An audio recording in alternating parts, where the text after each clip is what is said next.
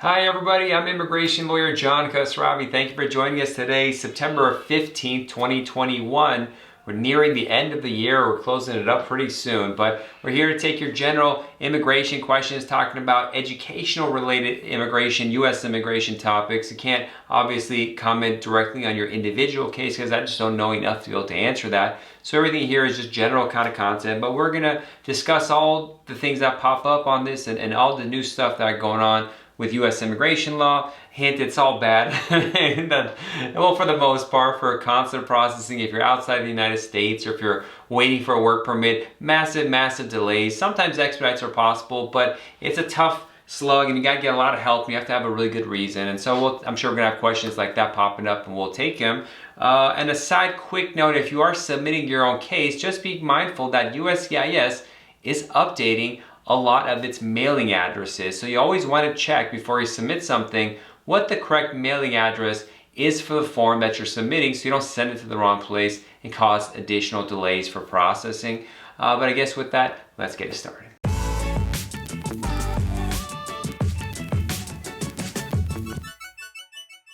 Hashmi asks, I applied for my wife last year. I was a green card holder back then and now I'm a US citizen. Should I notify USCIS? Well, let's just talk about this. So in this way you ask your question, I'm going to assume that your spouse is overseas and you submitted a form I-130. And that I-130 is still pending. Because what happens is most of the time, not all the time, if you're a green card holder filing for a spouse, to get the initial petition approved, the form I-130, it takes much longer, sometimes like a year and a half even. But if you're a US citizen, it takes like 7 or 8 months on average. Now having said that, I've seen spouse of green card holder I-130s get done in 3 months. Now I've seen spouse of US citizen cases take 14 months. So it's not guaranteed that these timelines apply, but generally US citizen spouse cases are faster, so it's more beneficial to be a US citizen when starting the green card process. So what happens next? Yeah, you just send a letter to USCIS notifying them that you are a US citizen now, and please take this from the spouse of a green card holder, an F2A case, and make it into an immediate relative, an IR case. And you submit that. It may work, it may not, it may still take a while, it may go faster. So it's better to notify them, why not? But whether they'll actually listen and actually put you in a faster line or anything like that, that's gonna be up to them and the person handling your case, and if they feel like doing that, frankly, that's what I've seen. So I've had cases where someone got citizenship and we were excited to say, okay, let's notify USCIS. And one time, I remember one of the first times I ran this issue when I was practicing, I had to call and email them and send letters 3 or 4 times until they actually made the petitioner a US citizen in the file. They wouldn't just do it. And then once it happened, things got moved faster. But I've had other cases where we did it and it still didn't matter. They recognized that the petitioner was a US citizen now, but it still took longer and there wasn't much we could do. So there's these kind of issues that pop up, but the short answer is, yeah, notify them. Even though people think like, okay, the immigration USCIS gave me citizenship, obviously no, that I have another case pending. Can't they connect this and inform them themselves so they'll know?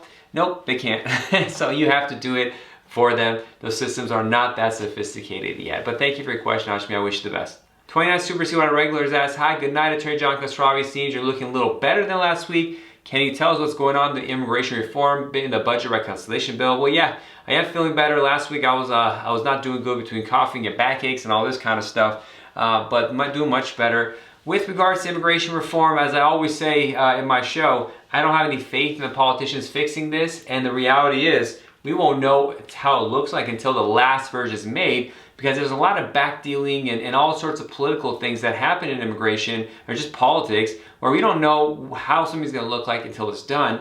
And even with that, even if they pass a law, it doesn't mean it's going to be executed. For example, and I've mentioned this in past shows, last year, it's been over a year now, that Congress passed a law that said Immigration Department, USCIS, has to give the ability for people to pay extra money to premium process and expedite essentially certain types of cases. For example, if you have a work permit pending, instead of spending 10 months, you give them $2,500, which is a lot of money, $2,500, and they'll give you a decision and prove it in a month. So, okay, they passed the law. We got a bill, turns into law, the president signed it, everything. A year goes by, they still haven't instituted that law.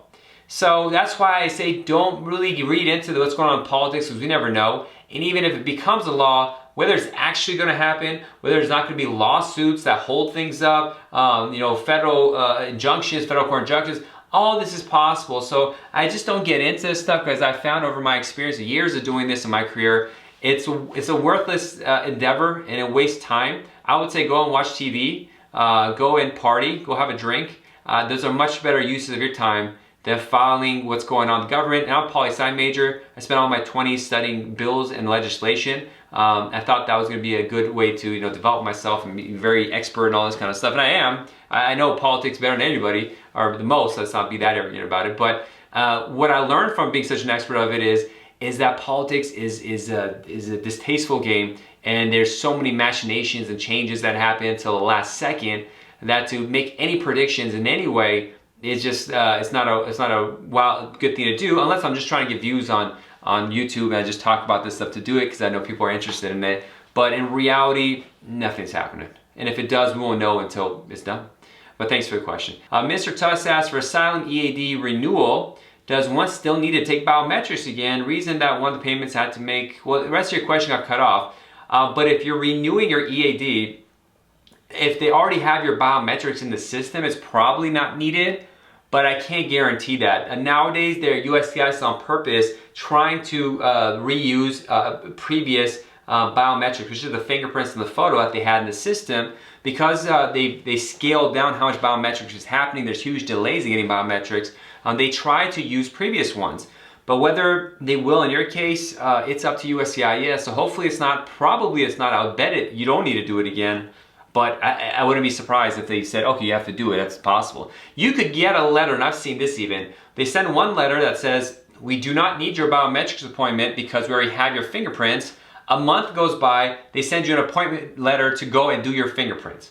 So when people ask about USCIS, how long does it take? Is this possible? We're not dealing with the greatest consistent organization. And the reality is they have millions of cases. So whether you're one that falls through the cracks, I don't know. So probably not, but I don't have any definite answers about this stuff. But thanks for your question, Mr. Tusk.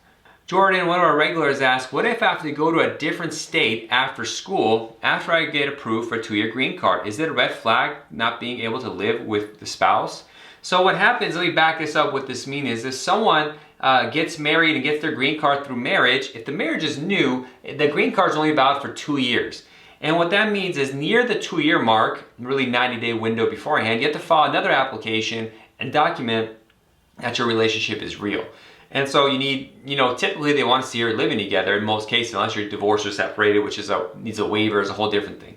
But what if you're not living together for school? Is that a problem? Well, no, it's not. I mean, this is life. Sometimes you got to go to school. So you need to be able to document what you were doing and who the person is and all that kind of, like where your life is at and all this kind of stuff. That you went to school, and so you have transcripts, you have approval letters, or that you went to the school. So you're literally there. You're not there just to be separate from your spouse.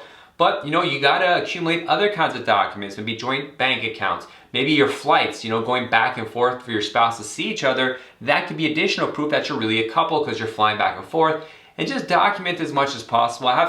This is typical. I have cases like this because most of my clients are, people in college get married and then they want to go to graduate school because they're separated. So I have to deal with this situation typically, and I have not had a problem, but we work with our clients ahead of time, even when we do the initial marriage case. So we say, hey, listen, keep an eye out. Document everything you do. If you do a flight together, you go visit family in Florida, you go travel overseas to China to visit family, keep those airline tickets, because later on we can show that you did a trip together, so obviously you're a real couple. Keep the photos, get letters from family and friends. Even though you're not living with your spouse, you can still be on the lease agreement there. You can still be on the utility bills. You can still be on all sorts of things. You're going to be on different insurances together. So just, there's ways to overcome it. So I wouldn't be worried about it, but just be thorough and have the documentation to show that even though you're not living together, it's because of school, and you have all this other documentation that could walk you down the line and get you to the finish line. But thank you for your question, and thanks for watching again, one of our regular listeners. SMES, how can we reschedule an immigration appointment to Mexico? My lawyer said to not go and they will call. Well, immigration appointment to Mexico, I think you're saying you had an appointment at the U.S. Embassy in Mexico and you missed your appointment or it was canceled and you want to get a new one. I don't know. I got to see where your case was at, why it was canceled. You could always try contacting them and say, hey, listen, could you schedule a new time? You may have to go on the online page where you register to go and see their calendar. but I don't know enough about your case to be able to answer. There's a lot going on there, and to see the reason why it was canceled. But you could, if it's appropriate, you could try contacting them by email. They have a scheduling email at the USMC. Again, I don't know what kind of case you have, so I'm assuming it's a immigrant visa green card case. You're dealing with the US Embassy in Ciudad Juarez. But with the way you phrase your question, way too many vague things and variables that I can't fully answer it. But maybe talk with a private attorney separately, get an opinion from them. But that's as much I can tell you here. But thank you for your question. Costanza asked, do you need vaccines to get a green card? Yes, there's a set of vaccines that you need. You can go check out Form I-693. Just type that in Google and there'll be a list. And it's a list of vaccines. The throat's giving out again. I gotta stop yelling and speak a little more calmly, not to burn this throat out. We still got 20 minutes of show. Okay, so there are vaccines you have to get. They're very strict on this, but not as strict. So one thing that's big in the news about vaccines is that on October 1st, you have to start getting the COVID vaccine to be able to get your green card, whether you're going through the embassy or you're doing adjustment of status in the United States. Now, the requirement is it has to be one of the COVID vaccines that's acceptable for the US, but if you can't get one of those, there are exceptions where they won't require it if the country, for example, doesn't have access to it. But there's other vaccines as well, Tdap, MMR, all this kind of stuff, and sometimes it depends on the doctor. So before you get your green card interview, you have to do a medical checkup, and the doctor reviews your background, sometimes says maybe it's not appropriate or something like that, but it's up to them. But there is a list of vaccines that you do need to get, and most people get them. But download Form I-693 off USCIS website, and on page, I don't know, like 13 or 14, there'll be a list, a grid of vaccines, so you'll see what you need to do there. Single asked, I don't have joint sponsorship. Can I show them cash in the bank account, sir? Well, this is a complicated question to answer here, but I'll try to shorten it. So when you're doing a family-based case, your sponsor needs to show that they make enough money. Sometimes they don't, so it's best to have a joint sponsor, someone else that makes enough money to do it. But if you can't get that, sometimes you can show your assets, in particular money you have in the account, to show that you have enough money to support the person you're sponsoring.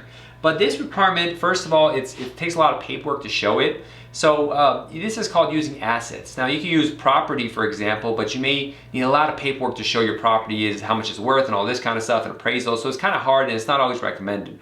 You could use banking money in your account, but you have to show that this money, what amount of money was on average in your bank account over the last 12 months. So you get 12 months of bank statements, you average out what it would be every month, and that amount has to be more than 5 times or maybe 3 times if you're doing a U.S. citizen spouse case, the poverty guidelines set on Form I-864P.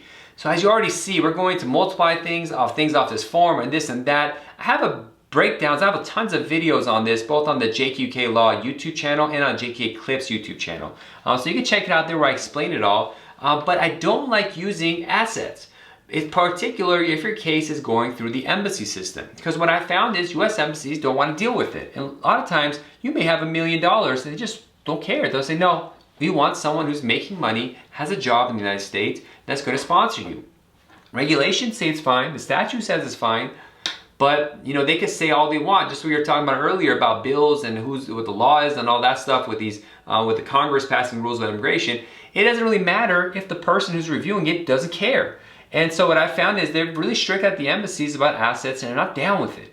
And so I prefer not to use that unless you really have to. USCIS is open to it, but a lot of officers are not familiar with it. So we regularly get RFEs, requests for evidence, when someone uses assets. And so that delays the case. There's a chance that we respond, and we respond correctly, but the officer doesn't understand it and denies the case. So unless you really have to, I avoid using assets at all costs, but I have had that success. Every year I do 1 case with assets. I'm not the biggest volume firm, I'm doing 1 million cases, but it does happen, it's doable, but I try to avoid as much as possible. But if you need to get your money right, have it consistently in the account, above the required amounts, be able to explain it with documentation properly to the immigration system, whether you're working with USCIS or the consular department, NBC, embassies, all that, and then give it a shot and hope for the best. Video ask, ASAP member work permit 2021. So I can't remember if you got another question, but what I mean by ASAP member, for those who don't know, is the Trump administration They changed the rules to make it hard to get the work permit within quickly enough if you have an asylum case pending. But they made an exception if you're part of certain groups, and ASAP was one of these organizations. If you're a member of, you could be part of the class action lawsuit and get your work permit faster. But thanks for your comment. We filed my spouse's visa last June 2021. Got approved last August 2021. So wait, your visa got approved in June, July, 2 months? You're saying 2020. Our second anniversary will be October 2021. We're still at the MVC part of the process. Will I get an IR1 or CR1? If your spouse enters the United States after the second anniversary of your marriage, then you'll get a regular IR1, a 10-year green card. So now that it's taking this long, you might as well wait till October, even if they have the interview, so you get the full 10-year green card. Sometimes by mistake, they may give you a CR1, a 2-year green card, but you gotta notify USCIS to correct that. But yeah, if the 2-year mark passes from your wedding at the time of entry into the United States, time of admission, then you're set, you get the 10 years, so it's good news. Cathbell asks, sir, can I change my B1, B2 visa in study visa? I came 3 years ago.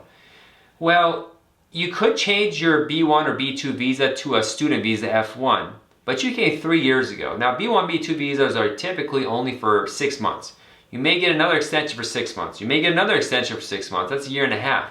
But if you came 3 years ago on a B1, B2, a tourist visa essentially, and you're still here, you're probably out of status and you violated your status a long time ago. I'm assuming, I could be wrong.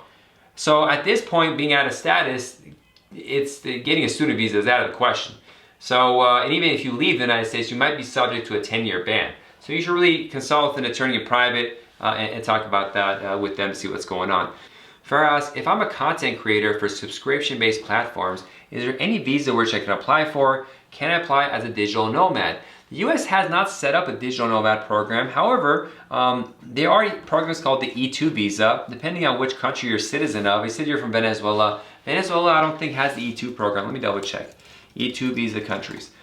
But you could maybe do that. There's a visa called an O1 visa for people with extraordinary ability. If you're really talented and you got things going, potentially you could do that. There's a lot of top YouTubers who are on the US on O1 visas, so that may be something to do. Unfortunately, Venezuela itself does not have E2 visa status, so that could be problematic, but a lot of Venezuelans may have a second passport, so they use that, or you could look into the O1 visa. These are cases myself I don't handle anymore, so I wouldn't recommend contacting me about it. But if you talk to a lawyer, talk about an O1, maybe an E2 if you have another passport, but you know, it's not easy and it's costly and very difficult to get, but if you really want to, you can look into those options.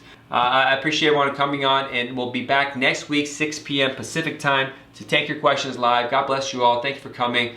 I pray that the COVID goes away, the embassies open up, and we can hurry up and get everyone their lives together, their spouses together, work plans started, because it's so disruptive. People's lives being on hold for this long. There's just so many consequences, and whole generations of lives are getting just destroyed over this. So God bless you all. I wish you all the best, and we'll have some good news hopefully next week. Bye-bye.